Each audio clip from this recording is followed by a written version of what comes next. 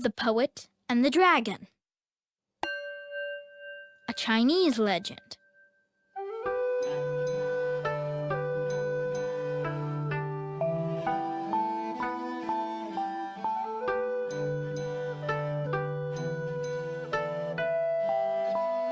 Long ago, there lived a man named Chu Yan, son of an imperial family, a philosopher, poet, and gentleman. For many years, Chu Yan served as an advisor to the ruler of the land, the wise King Chu. Then one day, Chu Yan heard that King Qin planned to overthrow King Chu. He quickly ran to tell his king, but when King Chu heard this news, he laughed. "This is nonsense! King Qin is my friend." "He is a false friend," Chu Yan insisted. Now the king roared, "You must never speak against my friends. For this I will punish you." And so he did. He banished Chu Yan from the royal house and sent him to live in the faraway north on the shores of the river Milo. As Chu Yan traveled there, he nursed a broken heart. He had never wished for anything but an opportunity to serve his king. In the far north, he could do nothing but write poetry and wander the river's edge. And so, when he arrived at the river, this is what he did. He wandered along the riverbank. He wept. And he wrote poetry about his sadness, about the beauty of the world around him and the loneliness within his heart. The people loved Chu Yan, and though they were sad for him, they were also afraid. The river Milo was famous for its wild dragons, for they were terrifying creatures, fire-breathing, monstrous, dangerous. If Chu Yan was not careful, they would destroy him. But Chu Yan did not listen. One day, as Chu Yan sat by the river, he suddenly felt a presence. He looked up at the rainbow and the clouds.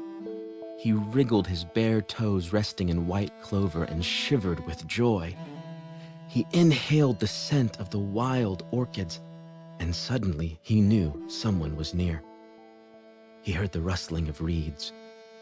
He wondered if a river dragon might be near, and for one moment he felt afraid. Then the reeds parted, and a creature moved toward him, and Chu Yan's heart lifted. For the first time, he felt at peace. For the creature he saw looked to him not like the fierce dragon others said haunted the river. To Chu Yan, this enormous figure was not frightening at all.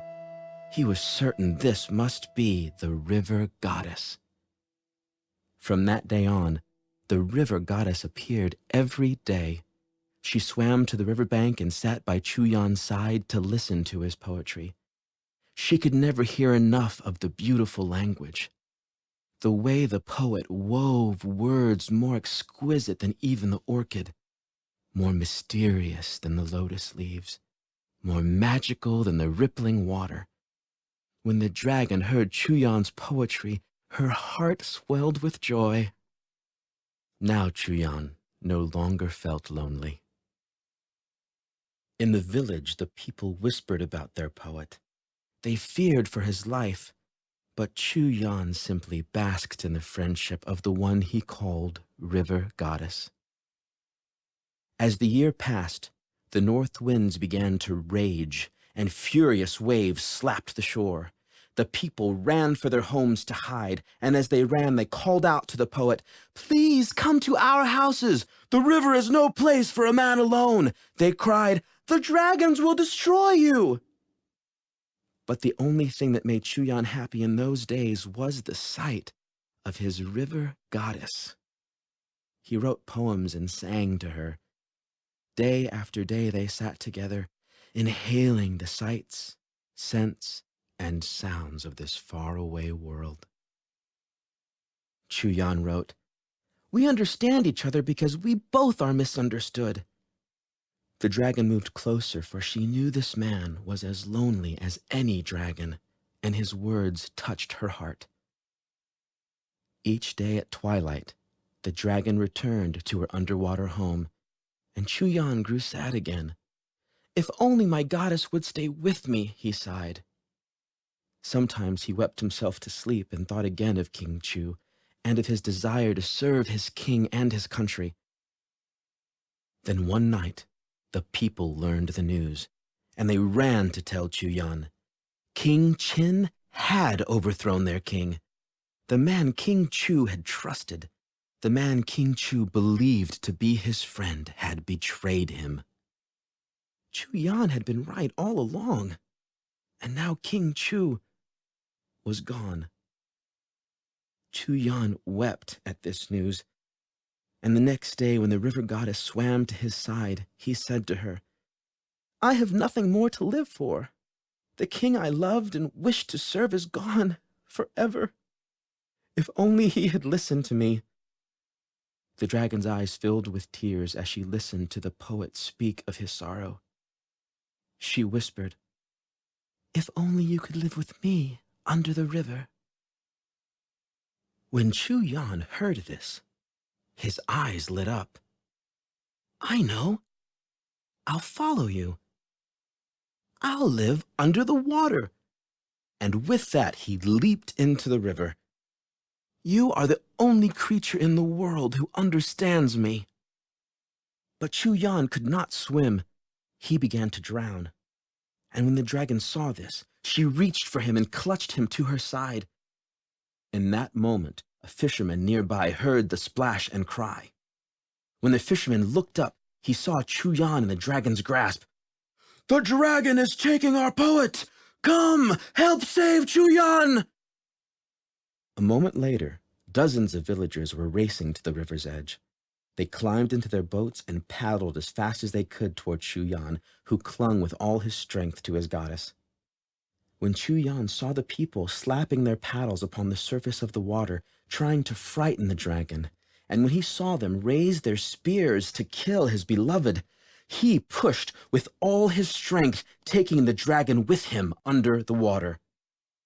The people were horrified and moved more quickly forward, but then, from beneath the surface, their poet rose out of the river, transformed, more like a water creature than a man. "The dragons have drowned our poet," the people wept. But Chu Yan raised his arms and called to them, "No, no, do not believe all that you see. I am saved." They stopped to listen. "Listen to your hearts. Only your heart will tell you the truth." And then Chu Yan dived beneath the water and disappeared forever. That night, the people gathered in their village to talk of what they had seen and heard. They understood the dragon had not killed their poet. She had rescued him. The dragons were not their enemies. Now they must reconsider what they saw and trust their hearts. And in memory of the poet they had so loved, they paddled to the river and tossed rice upon the water to feed his soul and the souls of the dragons. They carved boats in the shape of those mystical dragons, dragon boats. And every year since then, the people paddled to the river in their dragon boats and tossed their rice in honor of the wisdom of the heart.